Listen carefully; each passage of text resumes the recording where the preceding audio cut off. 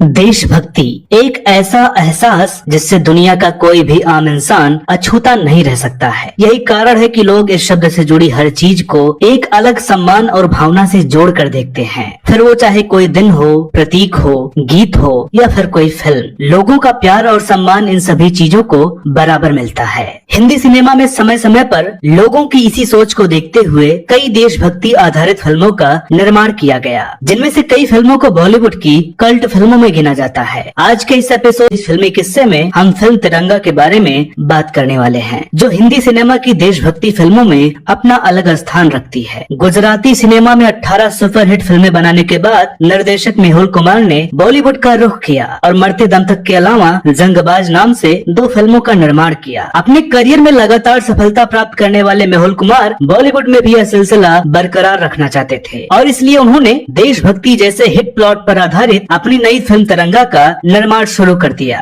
भारी भरकम star cast और सब्जेक्ट के लिए मशहूर मेहुल कुमार ने इस फिल्म में अपने फेवरेट अभिनेता राजकुमार साहब को कास्ट किया, जिनके साथ वो पहले भी काम कर चुके थे। ब्रिगेडियर सूर्यदेव सिंह के बाद अब बारी थी फिल्म के दूसरे लीड एक्टर की, जिसके लिए कई ऑप्शन खंगालने के बाद उन्होंने नाना पाटेकर को अपने फिल्म में कास्ट करने का मन बनाया, जो उस समय प्रहार और परिंदा जैसी शानदार फिल्मों में काम कर चुके थे, जिसमें से प्रहार फिल्म में नाना का काम मेहुल को बहुत पसंद आया था। मेहुल कुमार ने नाना पाटेकर को फोन किया और अपने फिल्म के बारे में बताया, जिसे सुनकर नाना ने उनसे कहा कि वो सिर्फ आर्ट फिल्मों में काम करना चाहते हैं और इसलिए वो इस फिल्म का हिस्सा नहीं बन सकते। लेकिन मेहुल कुमार ने नाना पाटेकर को एक बार उनकी फिल्म का नरेशन सुनने के लिए मना लिया और उनके घर चले गए। नरेशन सुनने के बाद नाना को फिल्म की कहानी और अपना किरदार पसंद आया, लेकिन हाँ कहने से पहले उन्होंने मेहुल के सामने 2 शर्त रखी, जिसके अनुसार फिल्म में उनके खाते के 14 दृश्यों में से एक पर भी कैंची नहीं चलनी चाहिए और दूसरी ये कि फिल्म में राजकुमार साहब की किसी भी दखल अंदाजी को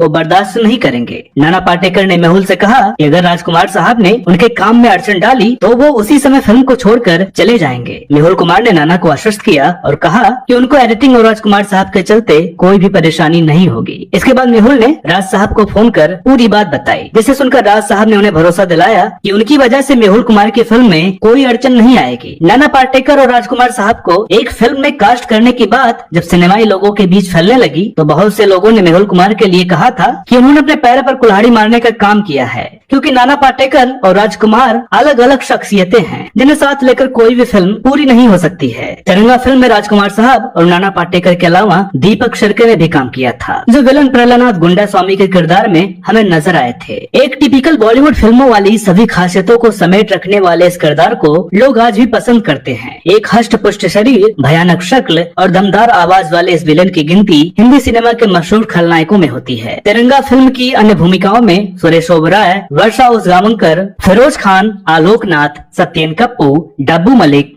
बॉब क्रिस्टो और हरीश कुमार भी नजर आए थे। साथ ही इस फिल्म में म्युनिसिपल कमिश्नर एम.के. तिवारी की भूमिका में निर्देशक मेहुल कुमार ने भी काम किया था। बात करें इस फिल्म की लीड एक्ट्रेस की तो फरहीन की जगह इस फिल्म में ममता कुलकर्णी को कास्ट किया गया था। शूटिंग के पहले दिन जब मेहुल कुमार पहले शॉट की तैयारी कर रहे थे तभी उन्होंने देखा कि लोगों के एक समूह ने किसी गाड़ी को घेर रखा है। थोड़ी देर बाद भीड़ में से उन्होंने देखा कि राजकुमार साहब एक टैक्सी में से निकलकर आ रहे हैं। पास आने पर जब मेहुल कुमार ने उनसे टैक्सी में आने का कारण पूछा तो उन्होंने बताया कि उनकी गाड़ी खराब हो गई थी और वो नहीं चाहते थे कि उनके देर से आने के कारण उनके दोस्त को पहले ही दिन लोगों की बातें सुननी पड़े, इसलिए वो टैक्सी में आ गए। शूटिंग के दौरान नाना पाटेकर और राजकुमार साहब अपने काम को पूरा करने के बाद अलग अलग बैठ जाते थे और उनमें किसी भी प्रकार की अतिरिक्त बातचीत नहीं होती थी। लेकिन फिल्म के आखिरी दिनों में राजकुमार साहब के मनमौजी स्वभाव ने नाना पाटेकर के मन में राजकुमार साहब को लेकर हर तरह की भ्रांतियों को दूर कर दिया था। राजकुमार साहब नाना पाटेकर के लिए टिफिन लेकर आते थे और दोनों अभिनेता साथ में बैठकर खाना खाते थे। इस तरह हिंदी सिनेमा के ये 2 मकबूल व्यक्तित्व एक दूसरे के दोस्त बन गए। बात करें फिल्म के शानदार म्यूजिक की तो संतोष आनंद के शब्दों को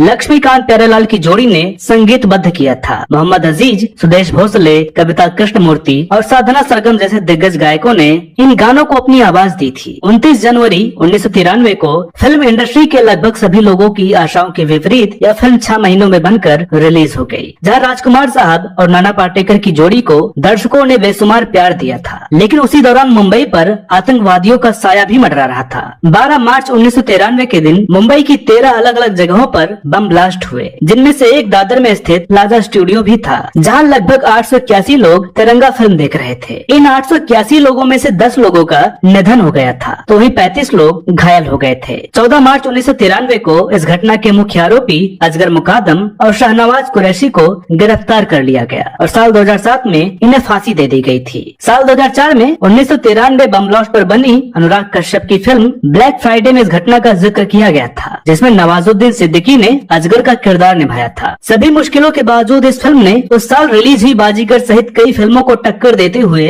12 करोड़ रुपए का बिजनेस किया था और सुपरहिट साबित हुई थी। फिल्म तिरंगा में एक सीन है जिसमें गुंडा स्वामी सुरेश ओबराय के किरदार को मार देता है। यह सीन देखने में बहुत ही अजीब लगता है, क्योंकि इसमें फिल्म के विलन गुंडा स्वामी को घोड़े पर हेलमेट पहने दिखाया गया है। दीपक शिर्के से जब इसका कारण पूछा गया तो उन्होंने बताया कि उस सीन में उनकी जगह उनके बॉडी डबल को घोड़े पर बैठाया गया था, क्योंकि घोड़े पर बैठने को लेकर झिझक रहे थे और बॉडी डबल के चेहरे को ढकने के लिए उसे हेलमेट पहनाया गया था। तिरंगा में गुंडा स्वामी को कई जगह गेंडा स्वामी कहकर भी पुकारा जाता है, जिसका कारण बताया जाता है कि राजकुमार साहब ने दीपक शिर्के की आवाज और शक्ल को देखकर मजाक मजाक में उन्हें यह नाम दे दिया था। इस फिल्म के एक गीत पीले पीले ओ मोरे राजा की शूटिंग के दौरान नाना पाटेकर बहुत बेचैन थे, क्योंकि इस गाने में उन्हें नशे की हालत में डांस करना था, जो उनके लिए बहुत मुश्किल था। लेकिन आज इस गाने को देखकर शायद कोई यह मानने को तैयार नहीं होगा कि नाना पाटेकर ने इस गाने को बिना शराब पिए शूट किया था। बहुत से लोगों की तरह आपको भी यह गाना सुनकर महसूस होगा कि इस गाने का अपना पोर्शन राजकुमार साहब ने खुद गाया है, लेकिन ऐसा नहीं है। यह जादू है सुदेश भोसले की आवाज का, जिन्हें अमिताभ बच्चन की आवाज के रूप में जाना जाता है। लेकिन इस फिल्म में उन्होंने राजकुमार की आवाज में गाना गाकर सबको चौंका दिया था। दोस्तों, अगर आपने यह फिल्म देखी है तो आपने यह जरूर नोटिस किया होगा कि राजकुमार साहब अपने अधिकतम दृश्यों में गले के एक हिस्से को छुपाए हुए नजर आते हैं। दरअसल वो उस समय थ्रोट कैंसर से जूझ रहे थे, जो फिल्म के दौरान साफ नजर आने लगा था और इसलिए वो फिल्म में उसे ढककर रखते थे। इसी थ्रोट कैंसर के कारण साल 1995 में इस महान अभिनेता का निधन हो गया था और साथ ही मेहुल कुमार और राजकुमार साहब की हिट जोड़ी टूट गई थी। राजकुमार साहब के निधन के बाद मेहुल कुमार ने नाना पाटेकर के साथ अपनी सफलता को जारी रखा और फिल्म क्रांतिवीर बनाई, जिसके लिए नाना पाटेकर को बेस्ट एक्टर का नेशनल अवार्ड दिया गया था। इस जोड़ी की सक्सेस को देखते हुए उस समय अपने बुरे दौर से गुजर रहे अमिताभ बच्चन ने मेहुल कुमार के साथ मृत्युदाता में काम किया, लेकिन यह फिल्म फ्लॉप साबित हुई और फिर अमिताभ बच्चन के साथ फिल्म कोहराम की नाकामयाबी मेहुल कुमार के शानदार करियर को ढलान पर ले आई थी, जिसके बाद इन्होंने अपने करियर में सिर्फ 3 फिल्मों पर काम किया है, लेकिन कोई भी फिल्म इनको फिर से बॉलीवुड में स्थापित नहीं कर पाई। तो दोस्तों, उम्मीद करते हैं कि आज का यह एपिसोड आपको पसंद आया होगा। वीडियो अगर अच्छी लगी हो तो प्लीज इसे लाइक करें, शेयर करें, चैनल पर नए हो तो प्लीज इसे सब्सक्राइब जरूर करें।